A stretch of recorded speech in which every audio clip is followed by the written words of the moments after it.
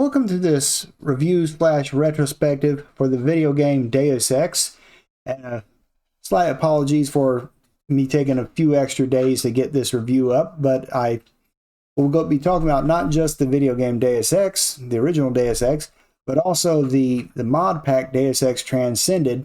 So it's kind of a dual review to a certain extent, but I think it's be a good thing to talk about. And I'll just go ahead and jump right into my thoughts here. So one of the things that you can see here, I have a background video running to just kind of show a little bit about character creation, the opening sequence, and Liberty Island. Depending on how long I ramble, we'll also get to see some pictures from Hong Kong and Paris in the video game. So we'll see what we get to go there for, a little visual variety here and there. But for the most part, I guess let's just go ahead and talk about the mod pack real quick before I get into the actual game itself. So one of the reasons why I went with the Deus Ex Transcended mod was basically, well, originally I should say I did try to run Deus Ex Revision when I first tried to play this, because that is something you can get via Steam or GOG to earn achievements with the game. But I did have some issues initially with it where some of the training mission achievements wouldn't pop. So I tried to do a little bit of troubleshooting to figure out why it wasn't working. But at the end of the day, I didn't want to try to play through this and have, 50% or maybe even only 25% of the achievements not work when I triggered them. So not really trying to knock that mod set too much. I know some people have a lot of dislike for it for whatever reason, but there are things that you can do to make the Deus Ex Revision mod pack more like the original Deus Ex. But at the end of the day, I think Transcended was probably, of a lot of the mod packs out there, it was one closest to vanilla Deus Ex. So this would be very similar to what you would have seen back in the day when the game originally came out. And another one of the mod packs I've heard that was actually pretty popular is, I believe, GMDX. So I think the three major mod packs, you have GMDX, Revision, and then Transcended. And to be fair, I think Transcended is probably a very distant third compared to those other two. And I don't want to take anything away from it, because personally I feel as a mod pack it worked really well. Now, to be fair, I am running Windows 10, so take that with a grain of salt. I don't know how this would work on, say, the newer Windows 11 systems, but from someone using Windows 10, it worked absolutely flawlessly for me. Very easy to set up, very stable, and didn't really have to do too much tweaking to get it to where I would have liked it to be, basically. So I think if you're trying to play this game in 2025 or even later, Deus Ex Transcended is a very good mod pack to consider. Like I said, very stable, easy to set up. Now, the one thing I did that I will throw in the comment section down below, or in the description of the video, is I will put in here the string that I did to get the game so that it would run for me just by launching it via Steam. And the reason why I did that is because I wanted to play this with a controller for the most part. And now I know a lot of people will say, mouse and keyboard is the superior control scheme, and they're right. I don't want to take anything away from that. However, having said it, I do like to play on my big screen TV, and with a little bit of tweaking and getting the controller mappings right, I was able to do a pretty good job of matching or mapping everything to the controller. There were some things that didn't work very well, so I would still have to reach over to my keyboard to hit the function keys, for instance, and then I would use the scroll wheel on the mouse to swap weapons and things along the belt line, basically. So there are a lot of, there's a whole lot of key presses in here, so you're not going to be able to match them all to your controller if you do decide to use a controller like I did. I mean, you could probably get a very good portion of them, but there's still going to be some that are left behind. But that seemed to work fairly well for me for the most part. Could I have been more accurate with my shots and probably play the game better? Yeah, probably. But I like playing it on my big screen TV, so just a little personal preference there, basically. Other than that, though, I mean, like I said, the game worked really good. But it is one of those games where you do have to kind of approach it from a very different perspective. And this is a game that I've always had a little bit of difficulty completing. I've never beat it before until just recently. And this is one of those things where I was really going to say, I'm going to focus on this and we're going to get through this game. And I did. And not because the game is just not enjoyable, because it is an enjoyable game. It's just, I've always been of the mindset that it was a first-person shooter. And it's only partially of a first-person shooter. There's a lot more to the game. I don't want to say it's more like a Fallout game or something along those lines, but pretty similar, because you really have to explore a lot of stuff and in a lot of areas talk to a lot of people, make sure you don't miss anything, because if you do, that could really affect you further on down the line. And not only from the perspective of missing items or missing conversations that you need to have, but you could also basically miss out on skill points. And so the skill points are extremely important for this game, basically, because you need those to level up all your different skills. And without that, things could be, well, not so good. Now, I will say that I didn't really do a great job of planning my build for the game when I was doing this. I just kind of took things initially that I felt, it just felt right, basically. But there's definitely some skills, hindsight being 2020, that I probably could have done without putting the skill points into it. But I don't think I was too heavily penalized for not planning things out well. But depending on your play style, you may have to actually get in there and plan ahead of time. So what sort of skills do I want, and what kind of play style am I going for? So this game is definitely geared towards that if you want to be very granular with what types of skills you're going to get. I felt like a lot of the skills, though, to be fair, if you just put 1 point in it, that was probably good enough. A good example of that would be the computer skill. I don't really know if it would have been, beneficial to put any more points into the computer skill. I was able to do everything I needed to from a hacking perspective with just that one single level in computer. So that's actually pretty good. So some skills are, much better than others.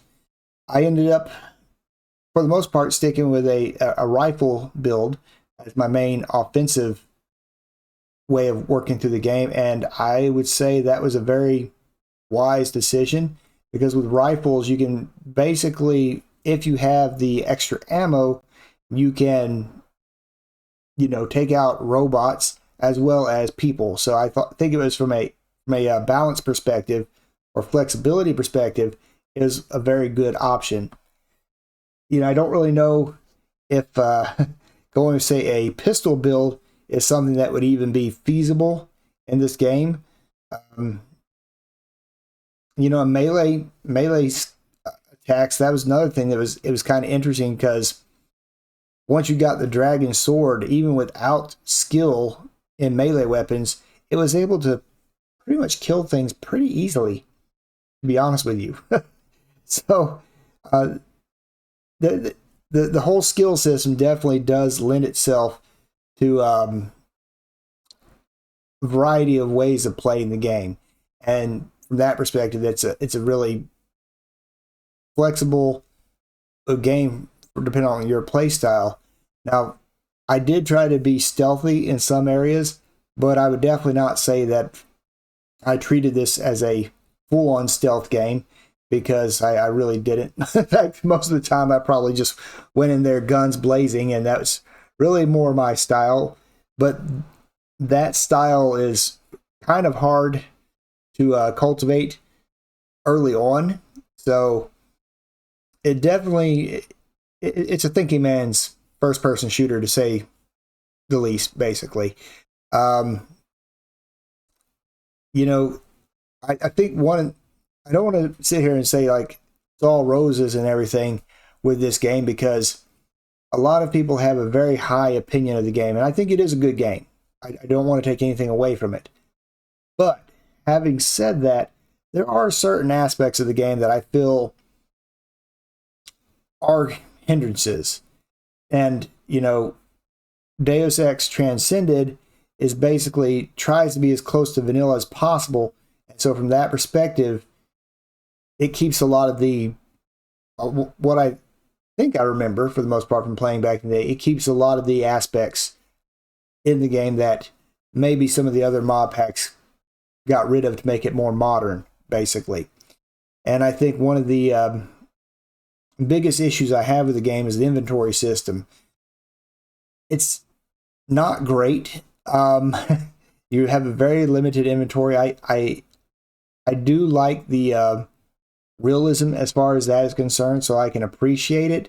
But at the same time, it's, I don't know, it's just not my favorite cup of tea. And I guess the biggest issue is you have this inventory system, a very limited inventory system, but yet there's nothing you can do from a having vendors or anything where you can sell things. You can't sell anything in this game, and all you can really do is basically just drop stuff. And so that does become a bit of a it's a hindrance. So I feel the inventory system is probably one of the more glaring weaknesses of the game, to be completely honest. And I think it is a bit of a slow burn of a game from that skill perspective. So it takes you a very long time to get to the point where your character is actually fairly competent. And not only just from skills, but also from your augmentations and weapon mods to a lesser extent.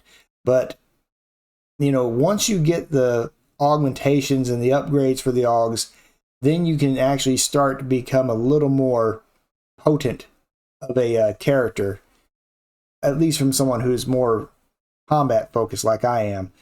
And it takes a while to get going in that particular method. So it definitely is a very slow burn. You know, I did have a guide, and for the most part, I used the guide to only point me in the direction of like what sort of collectibles are on this map, and that's the main thing I looked at. I didn't try to spoil the game for myself because I've never finished it, so I did want to kind of keep the story a little bit open. There were a couple of times where I did spoil it for myself on accident just by skimming through the comments on the maps. And I was like, oh, okay, well, I guess I'll have to change this. So I did that a couple of times. But there is one thing I'd like to say about the story of the game, and that is it has a bit of the I guess the best way I have of describing it is the Mass Effect 3 effect. Now, Mass Effect 3 is a little bit more of an egregious example, but basically I felt like most of the choices I made in this game really didn't have any effect whatsoever on the outcome or the final outcome of the game. And truly it didn't. For instance, I mean, I always felt like you can get your brother killed by doing certain actions in the game, but you know, whether or not you get Paul killed or not doesn't matter. It's like, as far as the end game is concerned, it does matter for whether or not he shows up later. And I think the same goes for your friend Jaime. You can't really get him killed, but you know, depending on your choices with him, you get a different reward when you meet up with him, basically, which does make the game a little bit easier depending on what choices you made with him.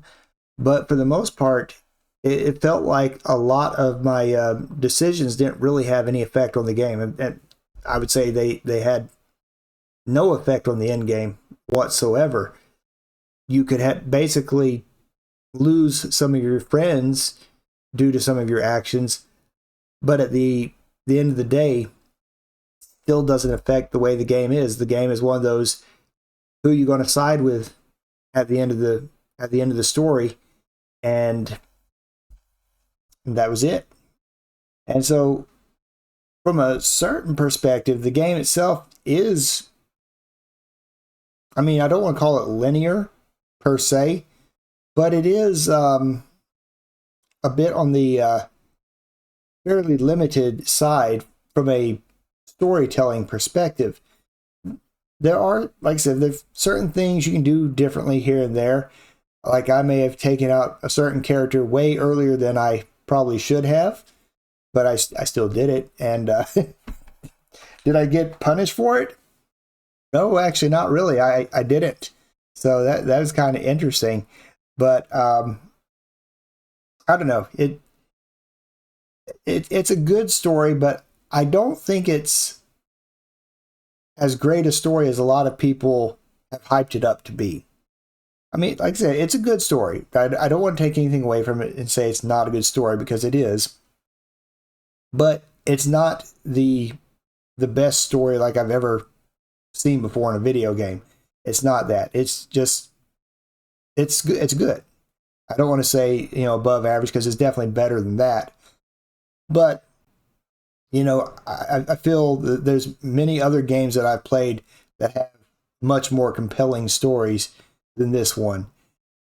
Still good, but not top of the line like a lot of people seem to make it out to be. But if you've never played this game before, then I would absolutely 100% recommend giving Deus Ex a try. As far as the mod packs, which one would I recommend you go with? It really depends on your preferences for the game. If you want it to be close to vanilla and you want to get it up and running very quickly and very easily, I think Deus Ex Transcended is a great mod set. If revision works well and you are interested in basically having a ton of achievements to get in the game, I think maybe revision may be something that you may want to consider giving a try. It's just, things didn't work great for me, so I can't really comment on it, you know, in a positive or negative fashion, really. I just feel like it wasn't working properly, and I didn't have the patience to dedicate time to try and figure it out. I've heard good things about the GMDX mod pack, and I think that's another one of those where it's more modern. Not necessarily going to have any achievements to gather, but it will be a more modern style game. And I would say, at least my brief time of touching on Deus Ex Revision, is that there are a lot of different play styles in the game. So you can actually mix and match how you want the game to play. So that the game itself has a lot of different ways of playing, with different mod sets, the different skills you can have in the game, and just different play styles and things of that nature. So it's a very flexible system. The only problem is the story's not really going to change. It's going to be the same story. So that basically is kind of the conundrum. Do you want to see this same story over and over and over again? I mean, it would have been kind of an interesting option, but I don't think that's anything that you can do for you to actually team up with UNATCO and stay, you know, focused on helping out the Majestic 12 organization. You can't do that. It's basically, this is the path you're going to go on, and that's it. So it's not as open of an RPG as, you know, like a Fallout game, Fallout, Elder Scrolls, anything like that, basically, where you really do have a lot more flexibility in the choices that you can make as a player character. But it's still a good game. It's one of those games, though, it does require some work to get it up and running, but it's not too difficult, really. With Transcended and Revision, those two I did try out briefly. It seems to be pretty easy to get up and running nowadays. Whether or not all the features work the way you want it to, that's another story altogether. But to actually get the game up and running nowadays is pretty good if you're willing to throw a mod pack on it. Trying to play it the vanilla way with no mods whatsoever, well then, I hate to say it, but good luck. If you're running a more modern operating system, it doesn't work very great when you try to do that. Even in the past when I tried to run it like that, that was something that I ran into problems with. And I can say for sure, at least with the mod packs here, I never experienced any stability issues. So I would definitely highly recommend going that route. But overall, I would say at the end of the day, it's a good game, a really good game. I'd probably say I give it a 90%. I'm not going to give it as high a score as, say, you know, like Fallout New Vegas. I feel like Fallout New Vegas is a better game on a lot of different levels. But this is definitely a great game. Still stands the test of time, but there are games that have come after it that I feel do a better job. And probably a big portion of that is the fact that I feel the inventory system is probably the clunkiest aspect of the game. It does take away from it to a certain extent. And, you know, I guess the illusion of choice is there, but at the end of the day, you don't really have too many options from a storytelling perspective, to say the least. Anyway, I guess that's my thoughts on the video. Or the game. I'd say it's really good. I'll try to post a bunch of stuff in the description to help you get up and running with Deus Ex Transcended via Steam, and also the guide I used to help me out a little bit with letting me know what collectibles were in each area. And I feel that is probably something that's fairly vital when it comes to playing the game. But at the end of the day, I don't think it's one of those games where you have to have a guide, but it does help a lot. A heck of a lot, to be honest, because there's many places where I would have just had no idea, and I would have completely missed an augmentation or an upgrade canister or something along those lines, and that could have definitely affected the way I play the game.